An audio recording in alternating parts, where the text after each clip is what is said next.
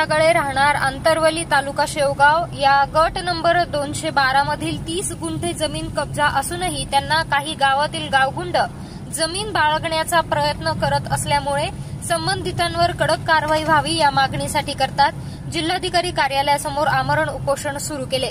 शेवगाव तालुक्यातील आंतरवली गावात श्रीमती कुसुमबाई खंडागळे या स्वतःच्या हक्काच्या मालकीच्या घरात गावातील गावगुंड त्यांना शेती करून देत नसल्याने तसेच हक्काची जमीन बळकावण्याचा प्रयत्न करत असून पोलीस प्रशासन त्यांच्यावर कारवाई करूनही कोणताही परिणाम होत नसल्यामुळे त्यांनी जिल्हाधिकारी कार्यालयासमोर आमरण उपोषण सुरू केलं असून संबंधितांवर कडक कारवाई करण्यात यावी अशी मागणी करण्यात आली आहे। कुसुम लक्ष्मण खंडागळे राहणार बुद्रुक आंतरवाली।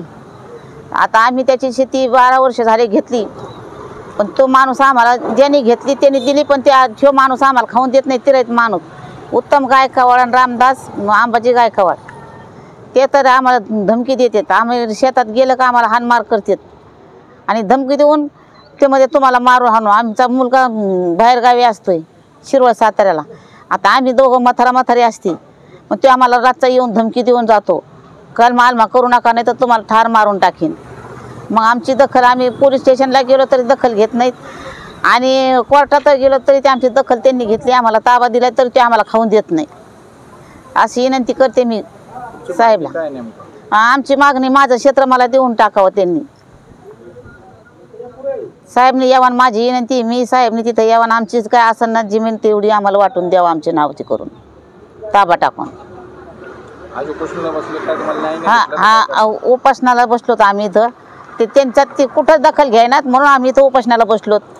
मग आता साहेबने जे काय करायचं आम्हाला उपोषणाला देऊन आमचा निर्णय तोडून टाकावा। नाही करणं तर काहीतरी बसू दखल। आमचा निर्णय होत नाही तोपर्यंत आम्ही इथंच बसून राहू, उठणारच नाहीत।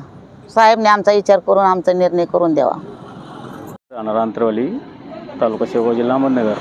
माझ्या आईने जमीन घेतलेली आहे। ज्या व्यक्तीकडून जमीन घेतली त्या व्यक्तीचा विषय काय नाही, पण जो त्याचा भाऊ आहे तो जमीन खाऊन देत नाही आणि हा नेहमीच पण याचा वाद आणि कोर्टात जवळजवळ 12 वर्षापासून चालू होता। तरी पण निर्णय लागला तरी पण तो जमीन खाऊन देत नाही, म्हणून आम्हाला न्याय मिळावा यासाठी आमची विनंती आहे। आमच्या जोपर्यंत निर्णय लागत नाही तोपर्यंत आम्ही उठणार नाही, आमरण उपोषणाला बसून राहू।